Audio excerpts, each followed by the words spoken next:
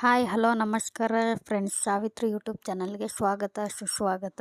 ನಾನಿವತ್ತು ಕೇಸರಿಬಾತ್ ಯಾವ ಥರ ಮಾಡಬೇಕಂತ ನನ್ನ ಚಾನಲ್ ಸಬ್ಸ್ಕ್ರೈಬ್ ಆಗಿ ಬೆಲ್ ಐಕಾನ್ನ ಪ್ರೆಸ್ ಮಾಡಿ. ಮೊದಲು ಒಂದು ಬಾಣಲಿಲಿ 2 ಟೇಬಲ್ ಸ್ಪೂನಷ್ಟು ತುಪ್ಪ ಹಾಕ್ಕೊಂಡಿದ್ದೀನಿ.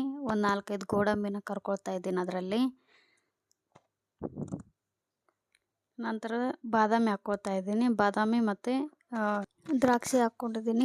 ಬಾದಾಮಿ ಹಾಕ್ಕೊಂಡಿದ್ದೀನಿ. ಬೇಕಾದರೆ ನೀವು ಬಾದಾಮಿನ ಸ್ಕಿಪ್ ಮಾಡ್ಕೋಬೋದು. ನಾನು ಮನೇಲಿ ಇತ್ತಲ್ಲ ಅದಕ್ಕೆ ಹಾಕ್ಕೊಂಡಿದ್ದೀನಿ. 1 ಕಪ್ ರವೆ ಹಾಕ್ಕೊಂಡಿದ್ದೀನಿ. ಅದರಲ್ಲೇ ತುಪ್ಪದಲ್ಲೇ 1 ಕಪ್ ರವೆ ಹಾಕ್ಬಿಟ್ಟು ಹುರ್ಕೊಳ್ತಾ ಇದ್ದೀನಿ. 1-2 ಲವಂಗ ಹಾಕ್ಕೊಂಡಿದ್ದೀನಿ ಸ್ಮೆಲ್ಗೆ. ನಂತರ ಅದೇ ಕಪ್ಪಲ್ಲೇ 1 ಕಪ್ ಶುಗರ್ ಹಾಕ್ಕೊಂಡಿದ್ದೀನಿ. ಸಕ್ಕರೆನ ಹಾಕ್ಕೊಳ್ತಾ ಇದ್ದೀನಿ. ಮತ್ತು 2 ಕಪ್ ಬಿಸಿನೀರನ್ನು ಹಾಕ್ಕೊಂಡಿದ್ದೀನಿ. ಬಿಸಿನೀರು ಕಾಯ್ಸೋಕ್ಕಿಟ್ಟಿದ್ದೀನಿ. ಬಿಸಿನೀರನ್ನು ಹಾಕ್ಕೊಂಡಿದ್ದೀನಿ 2 ಕಪ್. ಅದರಲ್ಲೇ ನೋಡಿ ಚೆನ್ನಾಗಿ ಮಿಕ್ಸ್ ಮಾಡ್ಕೋಬೇಕು.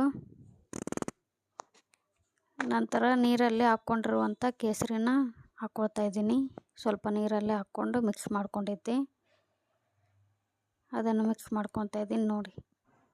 ನಂತರ ಕರೆದಿಟ್ಟಿರುವಂಥ ಗೋಡಂಬಿ ದ್ರಾಕ್ಷಿನ ಹಾಕ್ಕೊಳ್ತಾ ಇದ್ದೀನಿ. ಹಾಕ್ಕೊಂಡು ಚೆನ್ನಾಗಿ ಮಿಕ್ಸ್ ಮಾಡ್ಕೋಬೇಕು. ನಿಮಗಿನ್ನೂ ಸಾಫ್ಟಾಗಿ ಬೇಕಂದರೆ ಇನ್ನೂ ಜಾಸ್ತಿ ತುಪ್ಪ ಹಾಕ್ಕೊಂಡು ಮಾಡ್ಬೋದು, ಚೆನ್ನಾಗಿರುತ್ತೆ.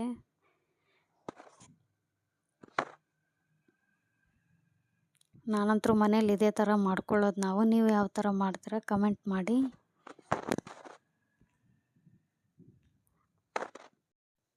ಕೇಸರಿಬಾತ್ ಅಂತೂ ರೆಡಿ ಆಯಿತು. ಇನ್ನು ಪೂಜೆ ಮಾಡಬೇಕು, ಭೀಮನ ಅಮಾವಾಸ್ಯೆ ಪೂಜೆ ಮಾಡಬೇಕು. ನಮ್ಮ ಮನೆಯವ್ರು ಆಲ್ರೆಡಿ ರೆಡಿಯಾಗಿ ಕೂತಿದ್ದಾರೆ.